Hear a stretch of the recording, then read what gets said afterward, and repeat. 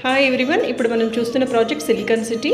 ఇది మనకి HMDA TG రెరాతోని ఎల్పి నెంబర్ అండ్ రెరా నెంబర్తోని లీగల్గా మనం అన్ని డెవలప్మెంట్స్తోని లాంచ్ చేసుకున్నటువంటి ప్రాజెక్ట్.